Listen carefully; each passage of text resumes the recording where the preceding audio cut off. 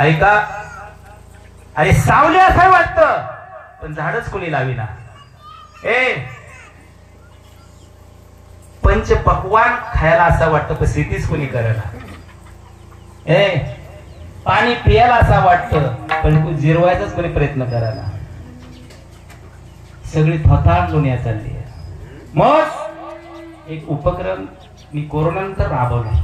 आतापर्यंत जो 4.5 वर झाड दिली का, हे झाड देण्या पाठीमागचं कारण आहे. आता भाऊ आपल्यातून गेले. भाऊ ज्यावेळेस जन्माला आले त्यावेळेस भाऊचा श्वास कधी चालू झाला, आईचा आणि बाळाची जेव्हा नालेला कातर लागली त्यावेळेस पहिला ऑक्सिजन चालू झाला. ती कुठपर्यंत, शेवटच्या क्षणापर्यंत. त्याचं त्यात कर्म घडलं. आता भाऊंचा ऑक्सिजन बंद झाला. त्याच्या पश्चात हे जर झाड लावलं त्यांच्या नावानं, ऐका, त्यांच्या नावानं हे झाड आहे, मी दिलेलं झाड आहे हे. 200 रुपयासाठी महाराज 10-10 हजाराची पाकिटे फेकून देतात कमी असले तर. ऐका, याला लय नकलीला लय उता आलाय आता. हो, पण हे झाड का द्यायचं? तुमच्या बांधव अनेक झाड असतील पण हे झाड म्हणजे भाऊ आहे तुमचे. आमच्या बापाच्या आम्ही कड्या खांद्या खेळलो, उघडलो बघलो, हाडाची काड्या रक्ताचं पाणी केलं, लहानाचं मोठं केलं. जसं हे झाड मोठं होईल तशी भाऊंची आठवण मोठी होईल. आणि भाऊ इकडे तिकडे गेले, आम्हाला गोड गोड खायला घालायचे. हे झाड तुम्हाला फळ देणार आहे, गोड गोड फळ देणार आहे. दुसरी गोष्ट, हे झाडाला पाणी ओतलं का, त्या भाऊंना आपण पाणी पाजल्यावानी विषय होणार आहे. इथं सगळं आहे.